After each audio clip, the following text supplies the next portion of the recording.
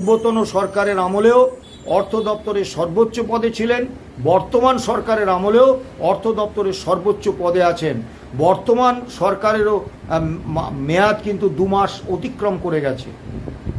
তো এই কাজটা করতে অর্থাৎ কলকাতার পেনশনারদের, সরকারি পেনশনারদের ডেটাবেস 8 থেকে 2015 পর্যন্ত সরকারি কর্মচারী এবং সরকারি পেনশনারদের ডেটাবেস এবং গ্র্যান্ট ইন এড হেডে যে কর্মচারীরা বেতন পান বা পেনশন পান তাদের ডেটাবেস তৈরিতে তাকে তো কোনো শুভেন্দু অধিকারী, কোনো মমতা বন্দ্যোপাধ্যায় তাদেরকে তো বারণ করেননি, কারণ এগুলো রুটিন কাজ। এই কাজটা তারা কেন করেননি? এবং আরও স্পষ্টভাবে বলছি যে এই অর্থ দপ্তরের যে আইএএস আমলারা যারা অর্থ দপ্তরটাকে চালান তারা তো নিজেরা all India consumer price index মেনে বছরে 2 বার ডিএটা পকেটে পুরে বা পেনশনার হলে ডিয়ারনেস রিলিফটা পকেটে পুরে হাসতে হাসতে বাড়ি ফিরে যান। তারা জানেন না যে মহামান্য supreme court all India consumer price index মেনে ডিএ দেওয়ার নির্দেশ দিয়েছে। রোপা 2009-এ all India consumer price index মেনে ডিএ দেওয়ার প্রভিশন রয়েছে, কনস্টিটিউশনাল কমিটমেন্ট রয়েছে। তাহলে তারা যখন এই অল ইন্ডিয়া কনজিউমার প্রাইস ইন্ডেক্সের বদলে একটা কল্পিত সিপিআই ধরে হিসেব করেন এবং প্রতিটা স্তরে অল ইন্ডিয়া কনজিউমার প্রাইস ইন্ডেক্সের থেকে কম হারে, কম শতাংশে বকেয়া দিয়ে গণনা করেন, তখন বলতেই হয় এটা একটা পরিকল্পিত চক্রান্ত এবং সমস্ত জেনে বুঝে এই আইএএস আমলারা নিচের তলার কর্মচারীদের বঞ্চনা করার লক্ষ্যে এই কাজটা করেছে। অত্যন্ত দুর্ভাগ্যজনক, এখনও এই ভুল সংশোধন হয়নি। এবং আজকেও আমরা আজকে সকাল থেকে অসংখ্য ফোন পেয়েছি, সবই বিভিন্ন শিক্ষক, শিক্ষাকর্মী, বোর্ড, কর্পোরেশন, পঞ্চায়েত, পুরসভা, বিভিন্ন আন্ডারটেকিংসের কর্মচারীদের, পেনশনারদের। আচ্ছা বলুন তো, পেনশনারদের তো বয়স বাড়ছে দিন দিন, অনেকেই পেনশনারদের সম্পর্কে সঠিক তথ্য জানেন না। অসংখ্য পেনশনার আছেন, শিক্ষক, শিক্ষাকর্মী বা এই আন্ডারটেকিংস বা বোর্ড, কর্পোরেশন, পঞ্চায়েত, পুরসভা, যারা 5,000 টাকার নিচে পেনশন পান। 1,000, 2,000, 3,000 টাকা পেনশন পান এরকম পেনশনারও বিরল নন। 10,000 টাকার নিচে পেনশন পান এরকম পেনশনারদের সংখ্যা বিপুল।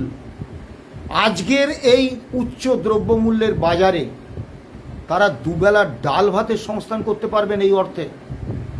আর 60 বছরের পরে অবসর নেন একজন কর্মচারী, স্বাভাবিকভাবে ওই বয়সের পরে বিভিন্ন রকম রোগ ব্যাধি তার দেহে দানা বাঁধে। আমরা যখন বারবার পূর্বতন সরকারের কাছে এবং বর্তমান সরকারের মাননীয় মুখ্যমন্ত্রীর কাছে, আমি নিজে শিক্ষক, শিক্ষাকর্মী সহ অন্যান্য রাজ্য কর্মীদের ওয়েস্ট বেঙ্গল হেলথ স্কিম 2008-এর আওতায় আনার প্রস্তাব দিয়েছিলাম, সে প্রস্তাব আজও পূর্বতন সরকারও মানেননি, বর্তমান সরকারও মানেননি। ফলে তাদের কজনের এই ক্ষমতা আছে বলুন তো, তারা ওই বেসরকারি স্বাস্থ্য ব্যবসায়ীদের হাতে ওই মেডিক্লেম করে চিকিৎসা করাবেন? এই সামর্থ্য কজনের আছে?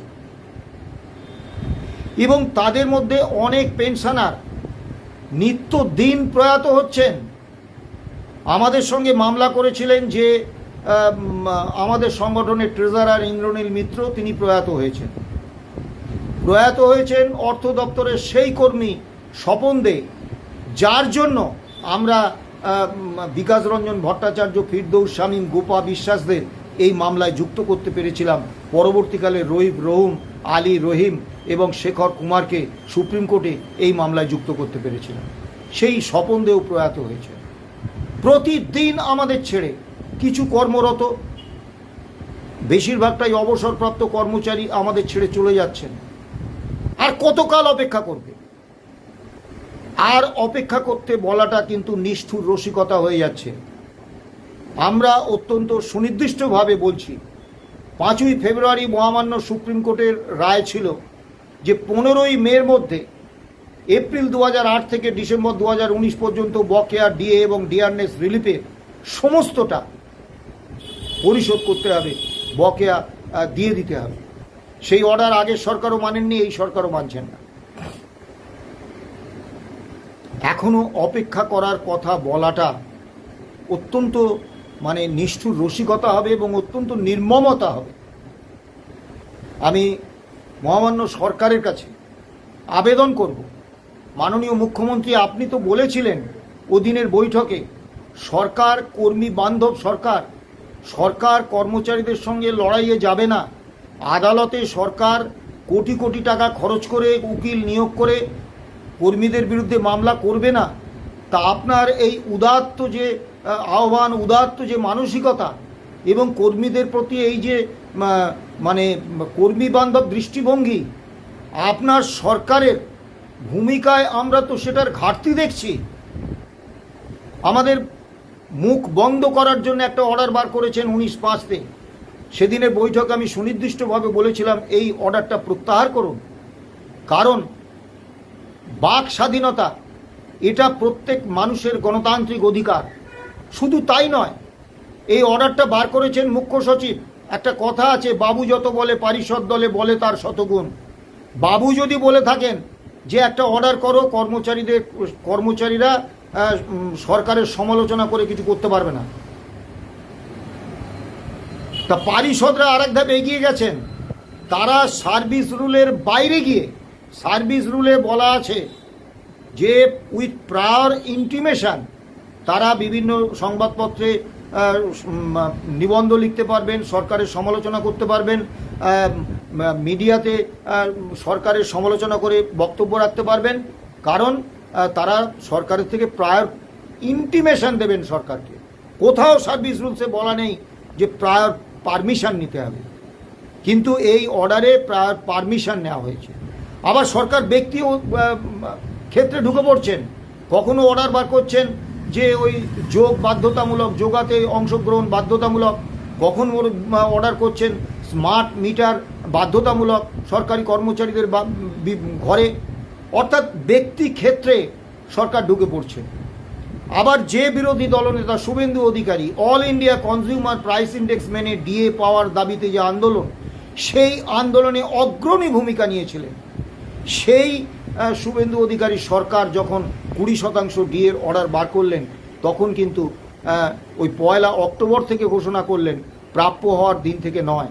আমি কিন্তু বৈঠকে মাননীয় মুখ্যমন্ত্রীকে অত্যন্ত সুনির্দিষ্টভাবে বলেছিলাম যে এই 42% ডিএ আপনি নতুন সরকারে এসেছেন, আপনি আর্থিক সঙ্গতি অনুসারে কবে দেবেন, আমরা তো চাইবো আপনি আজই বকেয়া সহ দিয়ে দিন।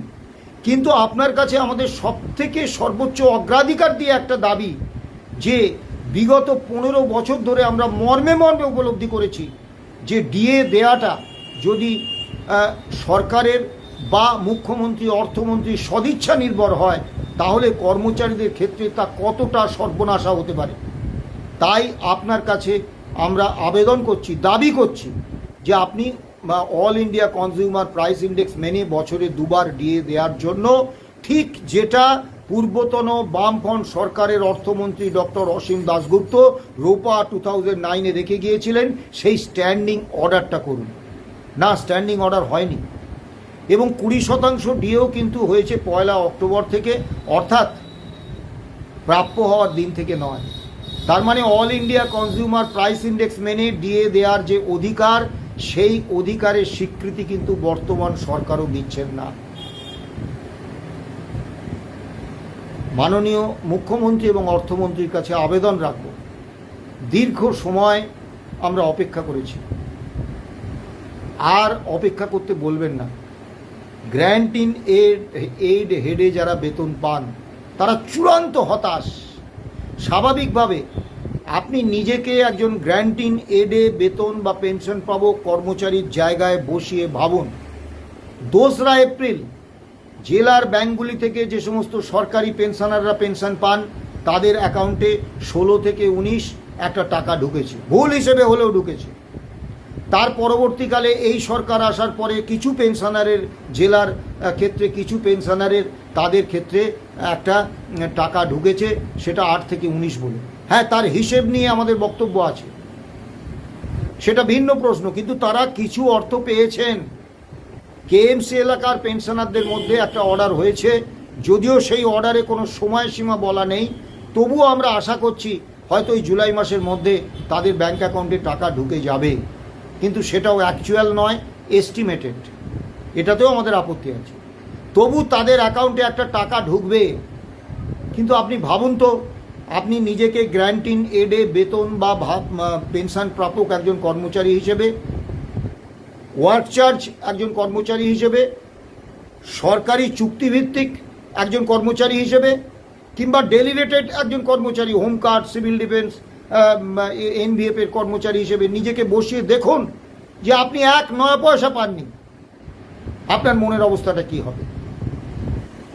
কাজেই আবেদন করব, আপনি যে স্পিরিট দেখিয়েছিলেন যে কর্মচারীদের সঙ্গে লড়াই করবেন না, সেই স্পিরিটে আপনি গ্র্যান্টিন এড হেডে কর্মরত কর্মচারীদের, পেনশনারদের, ওয়ার্ক চার্জ কর্মচারীদের, ডেলি রেটেড কর্মচারীদের, সরকারি চুক্তিভিত্তিক কর্মচারীদের যারা ডিএ পান, তাদের অবিলম্বে এই রোপা 2009 মেনে এপ্রিল 2008 থেকে ডিসেম্বর 2019 পর্যন্ত বকেয়া ডিএ বা ডিয়ারনেস রিলিফ দেওয়ার ব্যবস্থা করুন।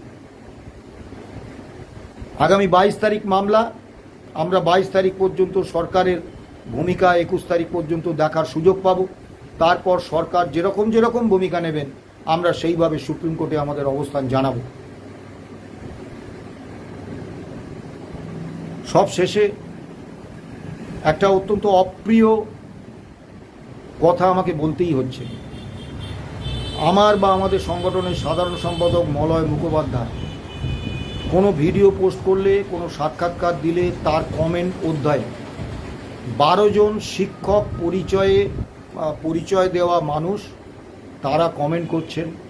1 নম্বর, আপনারা আমাদের পয়সায় মামলা করে নিজেরা টাকাটা পেয়ে আমাদের কথা ভুলে গেলেন, বিশ্বাসঘাতক কোথাকার। আমাদের গ্র্যান্টিন এডের কথা তো আপনারা কখনো বলেন না, একবারও তো বললেন না। আমি সবিনয় বলছি, আপনারা যারা একটু দূরদৃষ্টি রাখেন তারা বুঝতে পারবেন যে অদূর ভবিষ্যতে আমাদের ঐক্যবদ্ধ কর্মচারী আন্দোলনে নামতে হবে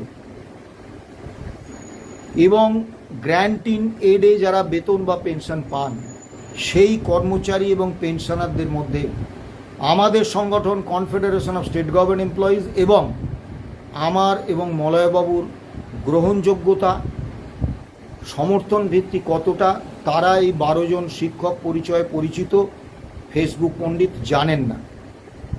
কাজেই আমরা আপনাদের এই সব মন্তব্যে আতঙ্কিত হচ্ছি, কিন্তু দুঃখিত হচ্ছি।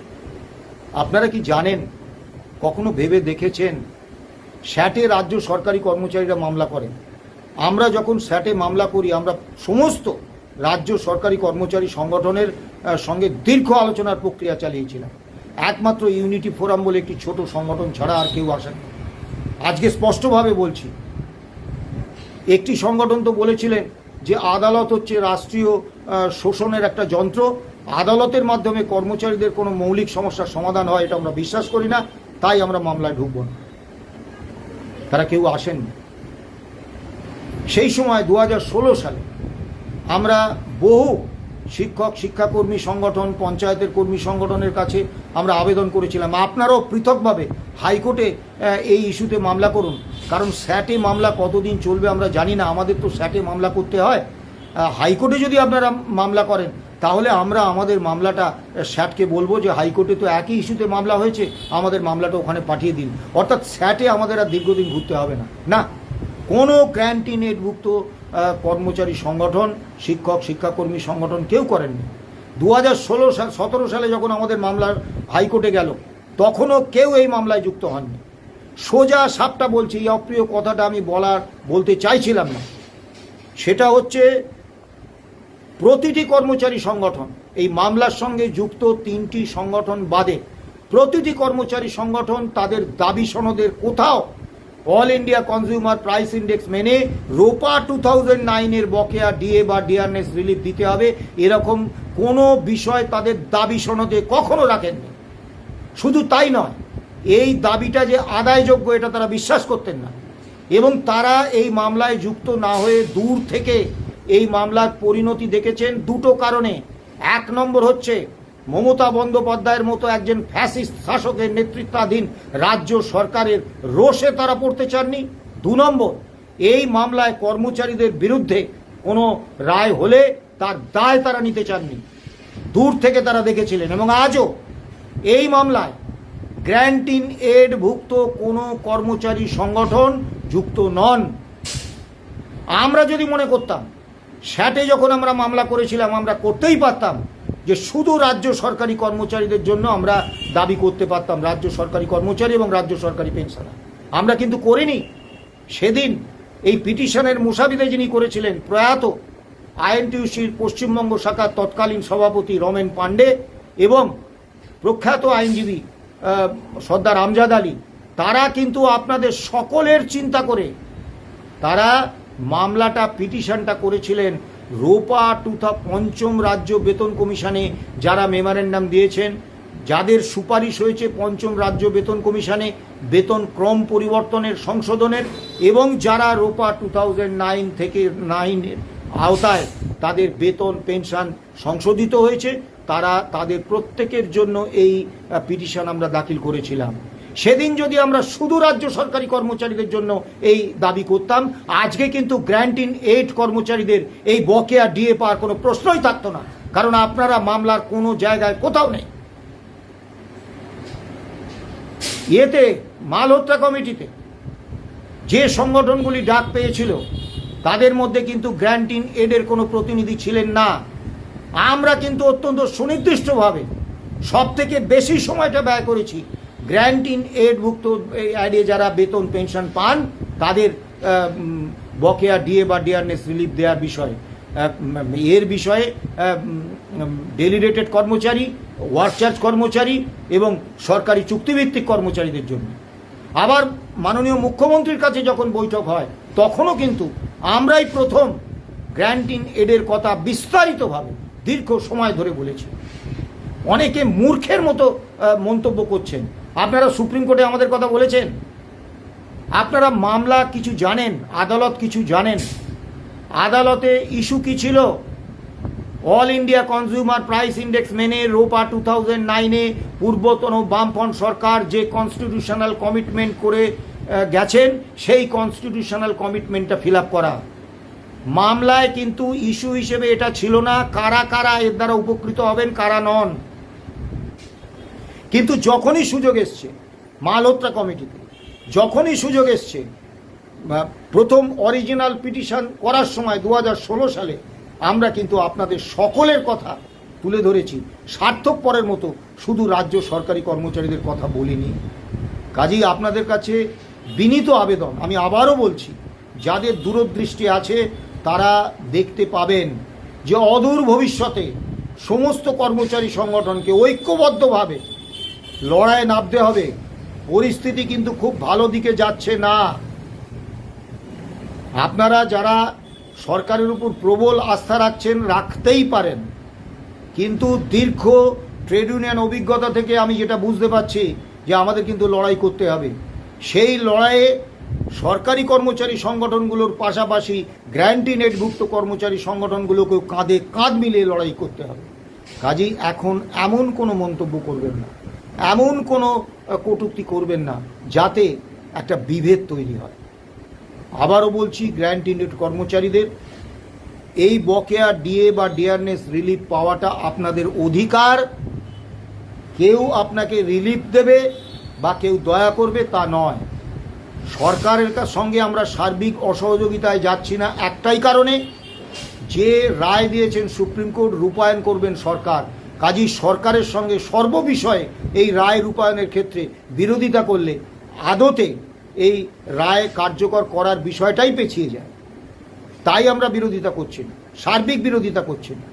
কিন্তু আমরা এই কথাটা আপনাদের সুনির্দিষ্টভাবে বলছি যে রোপা 2009 নিয়ে আমরা মামলা করেছি, সেই মামলার ওই রোপা 2009-এর 25 নম্বর পাতা দেখবেন, সেখানে সুনির্দিষ্টভাবে ডক্টর অসীম দাশগুপ্ত আপনাদের জন্য কনস্টিটিউশনাল কমিটমেন্ট রেখে গেছেন।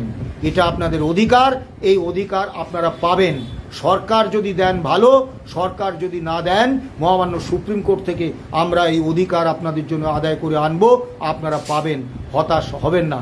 ট্রেড ইউনিয়ন আন্দোলনে হতাশার কোনো জায়গা নেই। ভালো থাকবেন, সুস্থ থাকবেন, নমস্কার।